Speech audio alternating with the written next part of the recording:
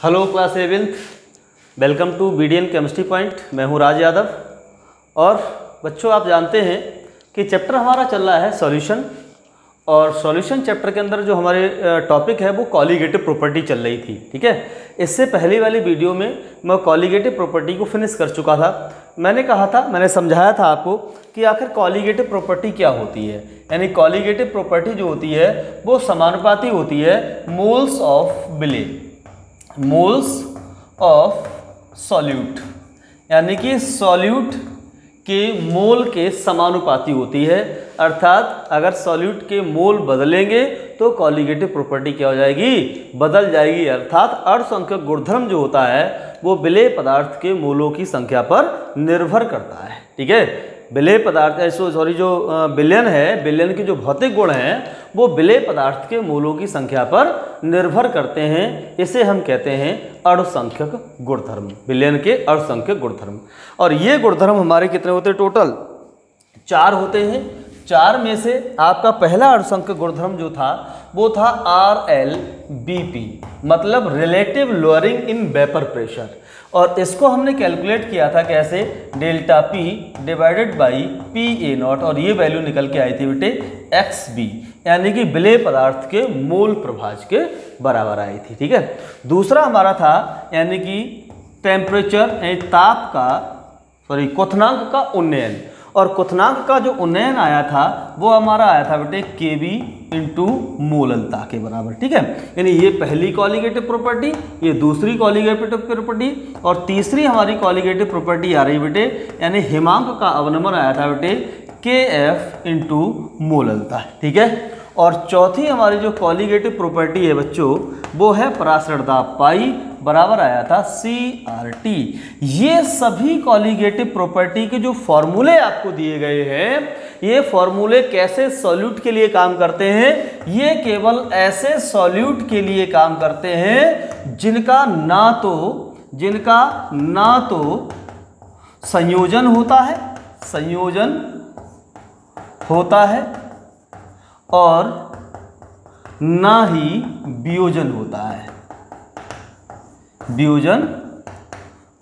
बच्चों, बहुत ध्यान से समझने वाली बात है।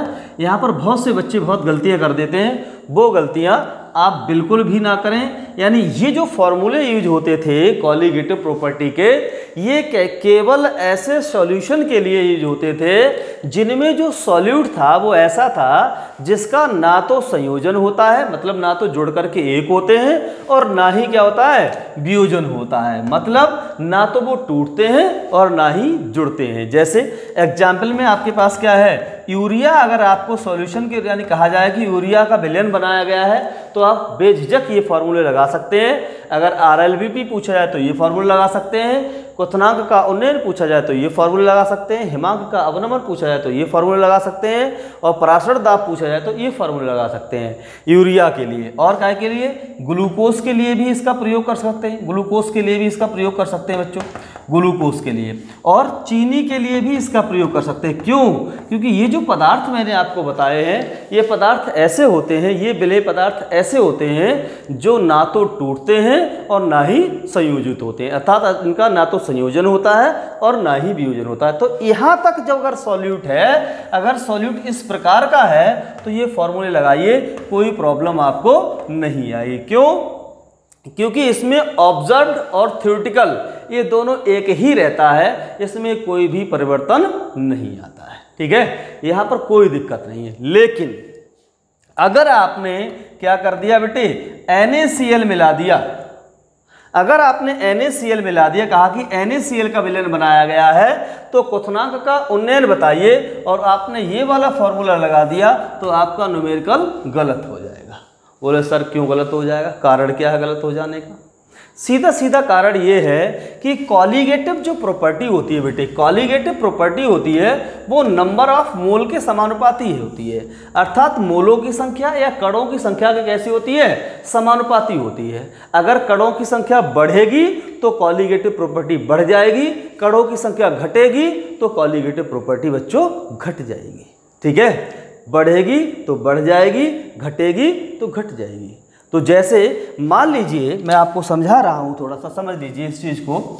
हाँ, ये बहुत ही इंपॉर्टेंट टॉपिक है जो न्यूमेरिकल के लिए बहुत खास है। ठीक है, जैसे मान लीजिए मैंने आपका यहाँ पर 1 बिलियन बनाया और यहाँ पर मैंने वाटर ले लिया और इस वाटर के अंदर मैंने क्या किया, 1 मोल यानी 1 मोल मैंने किसका डाल दिया, चीनी का डाल दिया। 1 मोल चीनी का डाल दिया और मैं जानता हूँ कि चीनी ना तो टूटती है और ना ही जुड़ती है, तो मैंने 1 मोल इसके अंदर डाला तो 1 मोल ही चीनी मुझे इसके अंदर मिलेगी, 1 मोल ही चीनी मिलेगी। अर्थात विलेय पदार्थ के अणुओं की संख्या ना तो बढ़ी और ना ही घटी। तो बिलियन में विलेय पदार्थ की संख्या ना घट रही है, विलेय पदार्थ के अणुओं की मोलों की संख्या, और ना ही बढ़ रही है। जब मोलों की संख्या ना बढ़ेगी ना घटेगी तो कॉलीगेटिव प्रॉपर्टी पर कोई प्रभाव नहीं पड़ेगा। क्यों? क्योंकि कॉलीगेटिव प्रॉपर्टी बच्चों जो है वो विलेय पदार्थ के अणुओं की संख्या पर निर्भर करती है। ठीक है, यहां तक हमें कोई दिक्कत नहीं है इस प्रकार के अगर विलेय मिलाते हैं तो। अब जरा देख लीजिए, अगर आपने NaCl मिला दिया तो आपका ये सूत्र काम क्यों नहीं करेगा।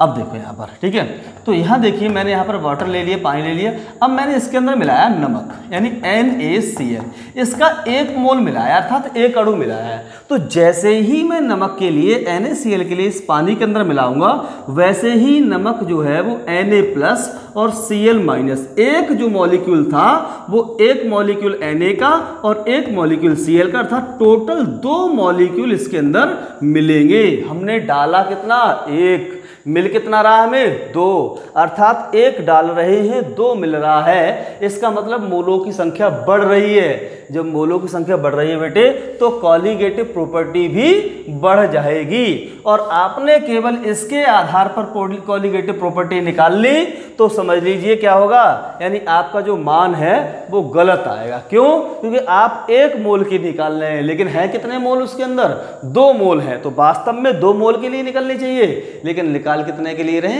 1 के लिए। तो NaCl जैसे ही आप मिलाओगे इसके अंदर वैसे ही आपका देखोगे कुछ और आप डाल कुछ रहे हो, पता मिल कुछ लग रहा है।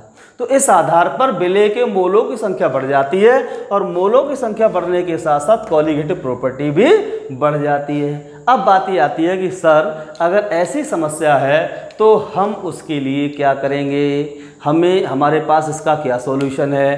तो बेटा इसी के लिए इस वीडियो को बनाया गया है। इसका सॉल्यूशन आपका है वांट हाफ फैक्टर, अर्थात वांट हाफ गुणांक।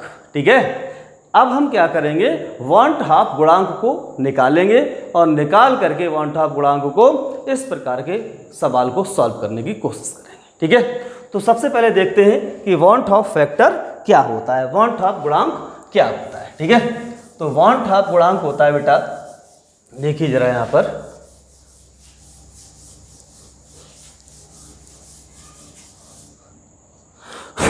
एक एग्जाम्पल किसे हम लेकर के समझ रहे हैं वांट हाफ गुणांक के लिए। मान लीजिए आपके पास है KCl। ठीक है, KCl एक पदार्थ है और इसमें क्या किया आपने, जैसे ही इसमें पानी में डाला तो KCl आपका टूट जाएगा बेटा K+ और +Cl- में। ठीक है, t बराबर 0 समय पर आपने अगर इसका 1 मोल लिया है तो उस समय पे K+ कितना होगा, 0 होगा और Cl- कितना होगा, 0। क्यों? क्योंकि स्टार्टिंग में उत्पाद की मात्रा क्या रहती है, हमेशा 0 रहती है। मान लीजिए t बराबर t समय पर, मतलब कुछ समय हो गया, 1 मिनट हो गया डाले, 2 मिनट हो गया, 3 मिनट हो गया, तो क्या होगा, जैसे हम डालेंगे वैसे ही 1 KCl से आपको 1 K+ मिलेगा और 1 Cl- मिलेगा। ठीक है, ये 2 मोल मिलेंगे और आपके यहाँ पर क्या बचेगा, 0 बच जाएगा, ये पूर्ण रूप से ये टूट जाएगा। तो आपने डाला कितना, 1 डाला, आपको मिला कितना टोटल, यानी कि 2 मिले। ठीक है, 1 डाला और 2 मिले। तो अब आपके पास वांट हाफ फैक्टर क्या होगा, इसे हम I से प्रदर्शित करते हैं कि आपको प्राप्त कितने हुए। आपने जब प्रैक्टिकल किया, आपने जब देखा, ऑब्जर्व किया, तो ऑब्जर्व करने पर आपको कितने मिले मॉलिक्यूल, कितने मिले, 2 मॉलिक्यूल मिले।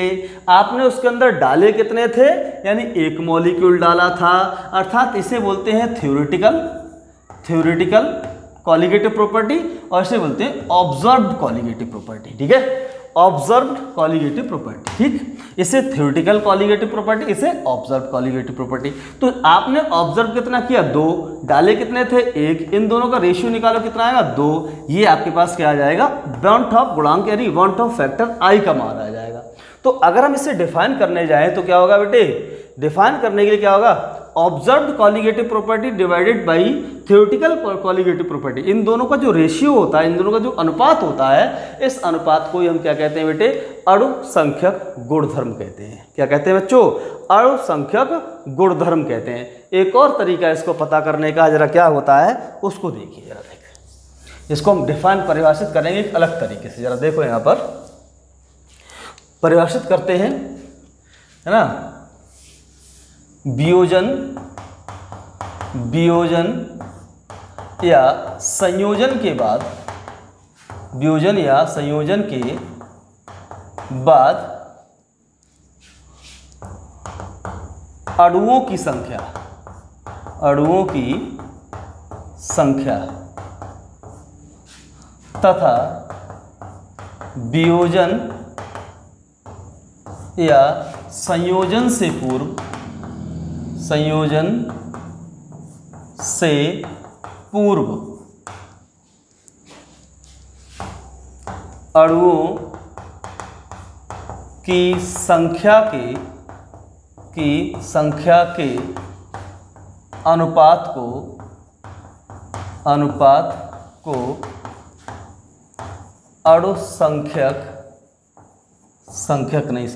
अनुपात को वांट हाफ गुणांक कहते हैं, को वांट हाफ गुणांक कहते हैं,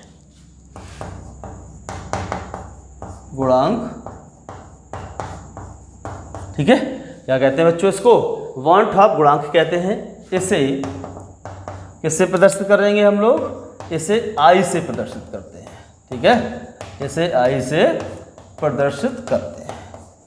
ठीक है, वांट हाफ गुणांक को हम लोग आई से प्रदर्शित करते हैं। अगर आपसे पूछा जाए इसका फॉर्मूला कैसे लिखा जाएगा, तो फॉर्मूला आई बराबर होता है बेटा क्या, वियोजन, इसको मैं चलो नेक्स्ट पेन से लिखता हूँ, यानी कि आई इक्वल टू होता है वियोजन या संयोजन से पूर्व अणुओं की संख्या।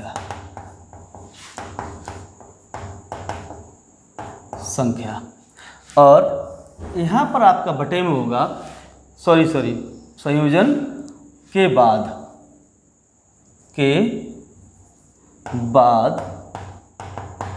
अणुओं की संख्या, और नीचे आ जाएगा बेटा वियोजन या संयोजन से पूर्व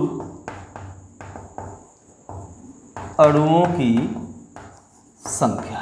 ठीक है,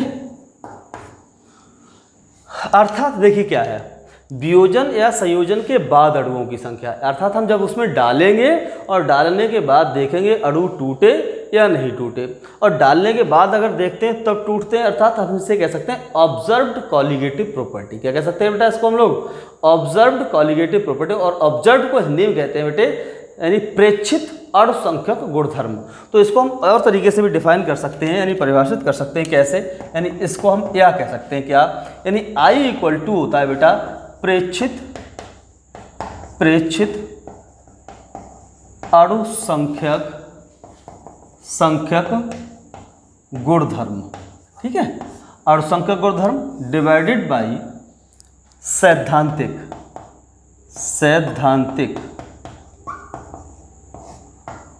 अणु संख्यक गुणधर्म, संख्यक। ठीक है, अणु संख्यक गुणधर्म। ठीक है, तो हम क्या कह सकते हैं बेटे, वांट हाफ गुणांक क्या होता है, प्रेक्षित अणु संख्यक गुणधर्म और सैद्धांतिक अणु संख्यक गुणधर्म के अनुपात को हम क्या कहते हैं, प्रेक्षित अणु संख्यक गुणधर्म और सैद्धांतिक अणु संख्यक गुणधर्म के अनुपात को हम कहते हैं वांट हाफ गुणांक आई। ठीक, इसको हम एक और तरीके से शॉर्ट में ऑब्जर्व्ड लिखेंगे। ठीक है, इसको ऑब्जर्व्ड लिखेंगे और इसको शॉर्ट में हम लोग लिखेंगे थ्योरेटिकल। थ्योरेटिकल का मतलब ये है कि हमने उसके अंदर कितना डाला, अर्थात हम जो थ्योरी यानी हम ऐसे ही देख रहे हैं, डाल रहे हैं तो कितना डाल रहे हैं ये थ्योरेटिकल होता है, और डालने के बाद हमें कितना प्राप्त हो रहा है ये ऑब्जर्व होता है, यानी प्रैक्टिकल, यानी हमने प्रेक्षण किया उसका। प्रेक्षण किया, देखा, अवलोकन किया, अवलोकन करने में पता लगा कि हम कितना प्राप्त कर रहे हैं, डाला कितना ये थ्योरेटिकल में आएगा, प्राप्त कितना हुआ है ऑब्जर्व में आ जाएगा। ठीक है, जैसे देखिए बेटे आप लोग, जैसे मैं आपको कुछ एग्जाम्पल देता हूँ आपको इसमें। ठीक है, नोट कर लीजिए इसको नोट करो, फिर मैं आगे चलता हूँ, नोट करिए जरा इसको। ठीक है,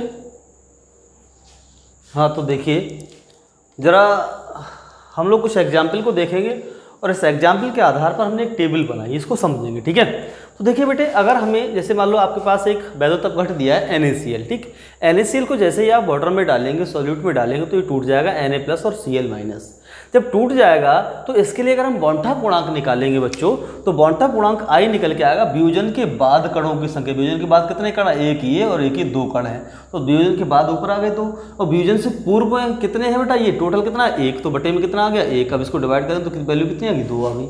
ठीक है, ऐसे दूसरा एग्जाम्पल देखिए, जैसे Na2CO3 है, जब इसे हमने डाला सॉल्यूट के अंदर तो टूट करके दिया 2Na+ CO3 - 2 दे रहा है यहाँ पर। ठीक है, अब आपसे क्या है, बॉन्ड गुणांक यानी I निकालेंगे तो क्या होगा, वियोजन के बाद कणों की संख्या कितनी है बेटा, 2, ये एक ही, कितने हो गए टोटल, 3 हो गए, तो 3 आपके पास ही आ गए। वियोजन से पूर्व कितना बेटा, 1 है, तो आपकी वैल्यू 1 आ गई। ठीक है, अब हम क्या करेंगे, वियोजन से रिलेटेड और संयोजन से रिलेटेड एक थोड़ी सी छोटी सी टेबल बनाते हैं, और ये टेबल अपने दिमाग में रखो तो कन्फ्यूजन आपका दूर रहेगा। ठीक है, अब देखो यहाँ पर क्या है, वियोजन के लिए I का मान क्या होता है, हमेशा 1 से ज़्यादा होता है। I की वैल्यू हमेशा क्या हुई, 1 से ज़्यादा। जैसे मान लो यहाँ पर है तो इसकी वैल्यू क्या है, 1 की, यानी I की वैल्यू कितनी, 2 है, वो भी क्या है, 1 से ज़्यादा है। यहाँ पर I की वैल्यू कितनी, 3 है, वो भी कितनी है, 1 से ज़्यादा है। तो जब भी कहीं वियोजन हो रहा होगा तो वियोजन के समय I की वैल्यू हमेशा 1 से ज़्यादा रहेगी, ये आप अपना ध्यान रखो। ठीक है, तो जैसे ही वियोजन होगा तो कणों की संख्या हमेशा क्या होती है, बढ़ती है। जैसे 1 थी तो 2 हो गई, तो कणों की संख्या हमेशा क्या होगी, बढ़ेगी।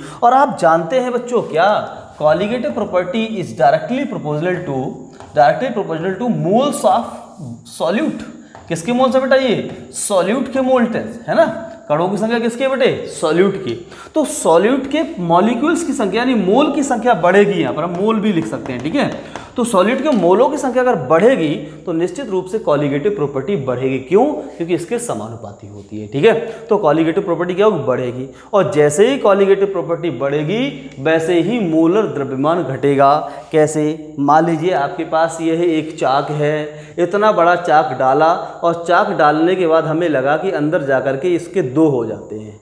जब 2 हो जाते हैं तो इस वाले चाक का मोलर द्रव्यमान घट गया। क्यों, क्योंकि इतना बड़ा था और इतना बड़ा था, जैसे ही टूट करके 2 हो गए तो इनके मोलर द्रव्यमान कैसे हो गए, कम हो गए। यानी एक का मोलर द्रव्यमान ज़्यादा था, जैसे ही वो 2 में टूटे तो जब अलग अलग हो गए तो उनका मोलर द्रव्यमान घट गया।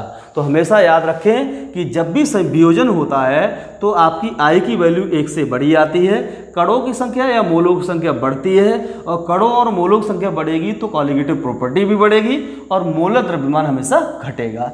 और संयोजन का इसका जस्ट उल्टा होता है। क्या होता है, I की वैल्यू हमेशा 1 से छोटी होगी।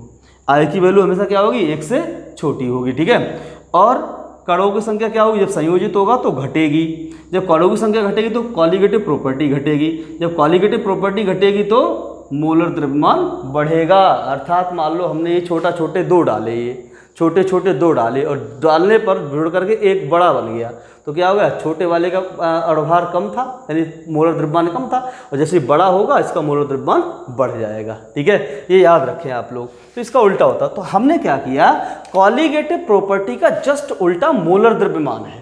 ठीक है, या हम कह सकते हैं कणों की संख्या का जस्ट उल्टा क्या है, मोलर द्रव्यमान है। तो हमने इसकी डेफिनेशन चेंज कर दी, यहाँ पर क्या कर दी बेटे, वांट हाफ गुणांक, ये किससे है, यानी I, वांट हाफ गुणांक I का मान क्या होता है, सैद्धांतिक मोलर द्रव्यमान बटे प्रेक्षित मोलर द्रव्यमान। जबकि कॉलीगेटिव प्रॉपर्टी के संदर्भ में क्या था कि प्रेक्षित कॉलीगेटिव प्रॉपर्टी ऊपर थी, सैद्धांतिक कॉलीगेटिव प्रॉपर्टी नीचे थी। क्यों, क्योंकि हमारे पास क्या थी, कॉलीगेटिव प्रॉपर्टी डायरेक्टली प्रोपोर्शनल थी मोल्स के, लेकिन मोल्स के यानी कणों की संख्या के जस्ट विपरीत क्या है, मोलर द्रव्यमान होता है। इसलिए क्या है, सूत्र हमारा चेंज हो जाएगा। तो जब भी मोलर द्रव्यमान का सूत्र लगेगा तो आप क्या करो, सैद्धांतिक को आप ऊपर रखोगे और जो आपके पास प्रेक्षित है उसको नीचे बटे में रखोगे। ठीक है, तो यहाँ तक की ये बात आपको समझ में आ जानी चाहिए, आई होगी। अब आप कहोगे सर इस वाले I से निकालने से, इस I को निकालने से हमें कौन सा फायदा होगा। चलिए बताते हैं फायदा क्या होगा। जो मैंने आपको बताया था कि कॉलीगेटिव प्रॉपर्टी के जो फॉर्मूले थे वो केवल यूरिया के लिए, ग्लूकोज के लिए इनके लिए काम करेंगे। NaCl, Na2CO3, KCl इनके लिए काम नहीं करेंगे। जब काम नहीं करेंगे तो इनके लिए इस फॉर्मूले कौन से काम करेंगे वो मैं बताने जा रहा हूँ आपको, ठीक है। क्या थे बेटे, आपका था कि RLBP यानी delta P divided by PA0 equal to था XB, है ना, ये पहला फॉर्मूला था। दूसरा फॉर्मूला था बेटा डेल्टा TB बराबर K और KBM था, ठीक। तीसरा फॉर्मूला आपका था बेटे यानी delta TF equal to KF into M था। और चौथा जो फॉर्मूला था वो था आपका पाई इक्वल टू CRT या CST भी हो सकता है, ठीक है। ये फार्मूले थे, ये किसके लिए काम करते थे, ये ऐसे कंपाउंड के यानी ऐसे विलेय पदार्थ के लिए फार्मूले काम करते थे जिनमें जो विलेय पदार्थ डाला जा रहा है उसका ना संयोजन हो और ना ही वियोजन हो, ठीक है। अर्थात यूरिया, ग्लूकोज, सुक्रोज ऐसे पदार्थों पे ये फार्मूले काम कर रहे थे। कैसे पे नहीं कर रहे थे, जैसे NaCl, जैसे वैद्युत अपघट्ट की बात आएगी, वैद्युत अपघट्ट की बात आएगी, जैसे NaCl, KCl, CH3COOH इस तरीके के, जैसे KNO3, ठीक है, Na2CO3 और CaCO3 इस तरीके के सूत्रों की बात आएगी। आगे गौर कर सकते हो CaCl2। तो ऐसे जब भी फॉर्मूले यानी विलेय पदार्थ इस प्रकार के होंगे तो ये फार्मूले काम नहीं करेंगे। तो वहां पर क्या फार्मूले काम करेंगे, बस इसी में थोड़ा सा संशोधन करना है आपको। XB की जगह पे क्या रखना है, I को रखना है। इसमें क्या करना है बेटे, I को रखना है। इसमें क्या करना है, I को रखना है। इसमें क्या करना है, I को रखना है। और I को निकालना मैंने आपको बता रखा कि I की वैल्यू कैसे निकलती है। अब फॉर्मूले आपके इस तरीके से काम करेंगे, ठीक है, इस तरीके से आपके ये फॉर्मूले काम करेंगे, ठीक है। अब आपकी कॉलिगेटिव प्रॉपर्टी पे कोई प्रभाव नहीं पड़ेगा। क्यों, ये भी कॉलिगेटिव प्रॉपर्टी, ये भी कॉलिगेटिव प्रॉपर्टी, ये भी कॉलिगेटिव प्रॉपर्टी है। अब ये समानुपाती होती है विलेय पदार्थ के मोलों की संख्या के समानुपाती, ठीक है। तो विलेय पदार्थ के मोल बढ़ रहे हैं, कितने बढ़ रहे हैं, I के बराबर बढ़ रहे हैं, तो I से हमने मल्टीप्लाई कर दी तो कोई टेंशन आएगी ही नहीं, ठीक है। तो इस तरीके से आपके सवाल हो सकते हैं, ठीक। अब हम क्या करेंगे, अब हम निकालेंगे relation between degree of dissociation and यानी कि वांट ऑफ फैक्टर I, ठीक है। संयोजन और वियोजन के लिए हम वांट ऑफ फैक्टर I और रिलेशन निकालेंगे I के बीच में और अल्फा के बीच में, है ना, डिग्री ऑफ डिसोसिएशन। एक निकालेंगे हम लोग डिसोसिएशन के लिए और एक बार निकालेंगे हम एसोसिएशन के लिए। चलिए तो आइए देखते हैं किस प्रकार से निकालते हैं। नोट कर लीजिए इसको, फिर मैं आगे दोबारा बताता हूँ आपको कैसे निकालेंगे इस चीज़ को। चलिए भाई, तो देखिएगा इसको। आगे हम लोग निकाल रहे हैं डिग्री ऑफ डिसोसिएशन, अर्थात DOD बोलते हैं इसको, ठीक है। तो पहले समझते हैं कि होता क्या है डिग्री ऑफ डिसोसिएशन। तो किसी पदार्थ के कुल अणुओं से साम्य वियोजित अणुओं की संख्या को हम वियोजन की मात्रा कहते हैं, इसे अल्फा से प्रदर्शित करते हैं। और इसका मान बेटा हम लोग हमेशा किसको निकालते हैं, दुर्बल वैद्युत अपघट्ट के लिए निकालते हैं, ठीक है। जरा देखिए कौन सा, जैसे मान लीजिए आपके पास CH3COOH है, सभी जानते हैं ये एक दुर्बल वैद्युत अपघट्ट है।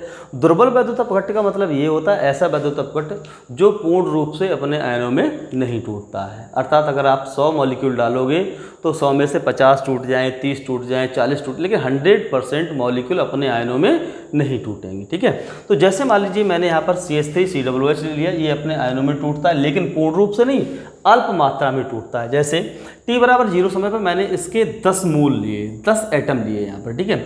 10 मोल अगर मैं ये लेता हूँ, 10 मोल और ये लेता हूँ, तो t बराबर 0 समय पे आपके आयन क्या बनेंगे, 0 बनेंगे, 0 बनेंगे। क्यों, क्योंकि स्टार्टिंग में हर प्रोडक्ट क्या होता है, 0 होता है, ठीक है। तो t बराबर साम्य पर, अगर हम साम्य पर देखते हैं तो मान लीजिए कि 10 में से 5 मोल आपको मिल गए CH3COOH के, CH3COO माइनस के, और 5 मोल मिल गए H प्लस के।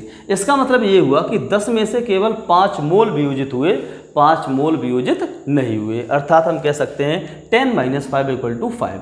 और ये 5 मोल आपके किसके बचे हैं, CH3COOH के बचे हुए हैं। 10 में से 5 तो चले गए जो कि CH3COO माइनस और H प्लस में टूट गए, लेकिन 5 जीव की त्यों बचे रहे। क्यों बचे रहे, क्योंकि यह एक दुर्बल वैद्युत अपघट्ट है। अब देखिए इसका डिग्री ऑफ डिसोसिएशन आप कैसे निकालेंगे, अल्फा। अल्फा का मतलब क्या है कि कितने वियोजित हुए, टोटल कितने डाले थे हमने 10, नीचे आ गए। 10 में से कितने टूटे, 5 टूटे। तो देखो DOD कितना आ जाएगा, डिग्री ऑफ डिसोसिएशन अल्फा, यानी भाग करेंगे 0.5 आ जाएगा यहाँ पर डिग्री ऑफ डिसोसिएशन। ठीक है, अगर वॉन टॉप गुणांक निकालेंगे क्या होगा, वियोजन के बाद यानी टूटने के बाद टोटल मॉलिक्यूल कितने हो गए, 5, 5 10 और 5 ये बचे हुए हैं, तो 5 कितने हुए, 15। डाले कितने थे, थ्योरेटिकल कितने थे, ये थे theoretical observed colligative, theoretical colligative property. अब ये कौन सा है, ऑब्जर्व्ड कॉलिगेटिव प्रॉपर्टी। तो observed colligative property divided by theoretical colligative property, ये कहता है वन टॉप फैक्टर आई होता है। ठीक है, वन टॉप फैक्टर आई होता है। तो ऑब्जर्व कितने हो, 5, 5 10, 5 15, तो 15 हो गए, बटे थ्योरेटिकल कितना है 10, तो 10 हो गए, डिवाइड करो 1.5, ये आ जाएगा वन टॉप गुणांक। अब मैं एक जनरल वे में आपको समझाता हूँ, यानी सामान्यतः रिलेशन कैसे निकालते हैं डिग्री ऑफ डिसोसिएशन और वन टॉप फैक्टर आई के मध्य में। ठीक है, मान लीजिए मैंने AN एक मॉलिक्यूल ले लिया जिसमें A के N मोल आपस में जुड़े हुए हैं। ठीक है, जब मैं इसे पानी में डालूंगा तो ये N मोल खुल करके NA बना लेंगे, यानी A के N मोल बना लेंगे। ठीक है, यहाँ पर A का एक मॉलिक्यूल है, यहाँ पर A का कितना मॉलिक्यूल है, एक मॉलिक्यूल है, और एक मॉलिक्यूल में N मोल जुड़े हुए हैं। जैसे ही मैंने पानी में डाला ये N मोल सब कैसे हो गए, अलग अलग हो गए। जैसे मान लीजिए मैंने यहाँ पर डाला C2, अगर C2 है इसको मैं पानी में डालूं और 2C बन जाए। C2 का मतलब क्या हुआ, एक मोल है, एक अणु है, और ये अणु जैसे पानी में डाला तो परमाणु में टूट गया, दोनों अलग अलग। ठीक, इसी प्रकार क्या N लिया तो ये N संख्या कहाँ गई, आगे आ गई। ठीक है, तो यहाँ देखिए बेटे, मान लो t बराबर 0 समय पे मैंने इसका एक मोल लिया तो प्रोडक्ट क्या होगा आपका, 0 होगा। ठीक है, t बराबर t समय पे, कुछ समय हो गया आपको रिएक्शन होते हुए, जब समय हो गया तो मान लो अल्फा, जो अल्फा है वो मोल आपके वियोजित हो गए, अल्फा जो है मोल वियोजित हो गए। तो अल्फा मोल जब वियोजित हो गए, इसके आगे n लगा तो मैं यहाँ n लगा दूंगा, तो शेष क्या बचेगा बेटा यहाँ पर, जैसे यहाँ पर 5 मोल वियोजित हुए तो 10 में से 5 घटा दिया था, उसी प्रकार क्या होगा, 1 में से अल्फा घटा दिया जाएगा। यहाँ पर ये जब ये अल्फा घटा दिया जाएगा तो हमारे पास ये रही थ्योरेटिकल कॉलिगेटिव प्रॉपर्टी, यानी एक डाला था और ऑब्जर्व हमें पता कितना हुआ, यानी कि इतनी पूरी वैल्यू हमें ये देखने पर पता लगी। तो हम वन ऑफ फैक्टर आई की वैल्यू निकालेंगे, क्या आ जाएगा, ऑब्जर्व डिवाइडेड बाय थ्योरेटिकल। तो ऑब्जर्व कितनी है बेटे, यानी 1 माइनस अल्फा और प्लस n अल्फा, इन सबको हमने जोड़ दिया, ये ऑब्जर्व हो गई। थ्योरेटिकल कितनी हो गई, 1, नीचे बटे में 1 आ गया। अब 1 का कोई मतलब नहीं होता, अब इस वाले को हमने पहले कर लिया, अर्थात यानी 1 plus n alpha minus alpha हो गया। अब क्या होगा, इस 1 को इधर ले आओ तो i माइनस 1 हो गया, इसमें से अल्फा कॉमन ले लें तो n माइनस 1 हो जाएगा। अब देखिए, अब देखो यहाँ पर क्या है, अगर मैं अल्फा की वैल्यू निकालूं तो ये n माइनस 1 क्या आ जाएगा, i माइनस 1 के बटे में आ जाएगा, तो i माइनस 1 बटे n माइनस 1। चूंकि माइनस वन दोनों तरफ नीचे है तो i माइनस 1 को हम कॉमन ले लेंगे, तो क्या होगा बेटे, जैसे ही माइनस 1 कॉमन लेंगे तो ये यानी ये आपका 1 आगे आ जाएगा और माइनस i 1 माइनस n हो सकता है। ठीक है, तो इस तरीके से आप अल्फा यानी डिग्री ऑफ डिसोसिएशन निकाल सकते हैं, डिसोसिएशन। अब इसी के लिए चलिए मैं देखता हूं एसोसिएशन, डिग्री ऑफ एसोसिएशन के लिए कैसे निकालेंगे। ठीक है, तो सबसे पहली बात ये है, जो आपके पास ये बिल्कुल सेम डेफिनेशन रहेगी, डिग्री ऑफ एसोसिएशन। ठीक है, डिग्री ऑफ एसोसिएशन, एसोसिएशन। ठीक है, तो इसको लिखेंगे बेटा DOA, डिग्री ऑफ एसोसिएशन। ठीक, अब यह साम में वियोजित की जगह पे हो जाएगा संयोजित अणुओं की संख्या, संयोजित अणुओं की संख्या। इसको भी हम अल्फा से ही प्रदर्शित कर देंगे। जरा देखिए इसका, देखो नॉर्मल क्या बन जाएगा फॉर्मूला। ठीक है, ये था वियोजन के लिए, आगे मैं बता रहा हूं बच्चों संयोजन के लिए। ठीक है, दोनों चेंज हो गए थोड़े थोड़े, वो वियोजन के लिए था, अब आगे आपके पास संयोजन के लिए। क्यों बता रहा हूँ जल्दी, क्योंकि वीडियो बड़ी हो रही है। ठीक है, तो देखो बेटे, मान लीजिए आपने क्या किया, Na के मॉलिक्यूल लिए, अब ये जुड़ने के बाद अंदर जाके हो जाते हैं AN, अर्थात घट जाते हैं, पहले ज़्यादा थे और अंदर जाके क्या हो गए, कम हो गए ये।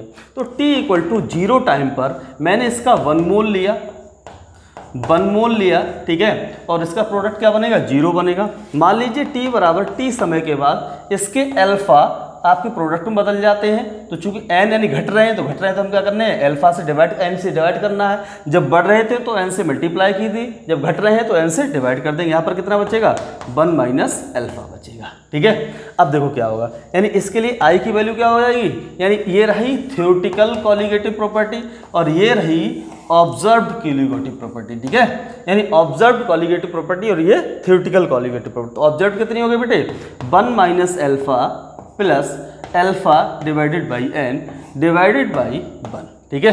जरा देखो इसके आगे आ जाता है बेटा हमारे पास आई इक्वल टू, नीचे बटेगा एक का कोई मतलब नहीं है तो इसको हम आगे कर लेते हैं। तो 1 माइनस की जगह plus alpha divided by n minus alpha, ठीक है। अब इस 1 को इधर ले आओ तो आई माइनस 1 बराबर यहाँ से एल्फा हम कॉमन ले लेंगे तो 1 अपॉन एन माइनस 1, ठीक है। ये आ गया बेटे। अब देखो यहाँ पर आई माइनस 1 इक्वल टू एल्फा और यहाँ पर आ जाएगा बेटे 1 माइनस एन यानी कि एन, यहाँ पर एलसीएम ले लेंगे, जब एलसीएम लेंगे तो एन एकम एन आ जाएगा, यहाँ पर ये 1 का 1 ही रहेगा, ठीक है। ये आपके पास आप एल्फा वैल्यू निकालो, एल्फा बराबर क्या हो जाएगा i minus 1 divided by 1 minus n, और ये वाला जो बटे का एन है वो ऊपर चला जाएगा, यानी कि इस तरीके से। तो ये आपके पास रिलेशन आ जाता है डिग्री ऑफ एसोसिएशन के लिए, अर्थात संगुणन की मात्रा, इसे बोलेंगे हम लोग संगुणन की मात्रा, संगुणन की मात्रा, ठीक है। तो आपको यहाँ पर क्या है वियोजन की मात्रा कहते हैं, वियोजन की मात्रा की जगह क्या हो जाएगा बेटा यहाँ पर संगुणन की मात्रा कहते हैं, संगुणन की मात्रा कहते हैं, ठीक है बेटो। तो आज का हमारा ये टॉपिक था बॉन्ट ऑफ फैक्टर, जो कि पूरी तरीके से खत्म हो चुका है, और नेक्स्ट वीडियो में हम कॉलीगेटिव प्रॉपर्टी से रिलेटेड न्यूमेरिकल की बात करेंगे, और एक छोटा सा टॉपिक बचा है समपराशरी विलयन, उसकी भी बात कर लेंगे और न्यूमेरिकल की बात कर लेंगे, ठीक है। वीडियो को ज़्यादा से ज़्यादा आप शेयर करें, लाइक करें और कमेंट करें, ठीक है। नेक्स्ट मिलते हैं, अगली बार मिलते हैं नेक्स्ट वीडियो में, ठीक। तब तक टिल ठीक ओके बाय।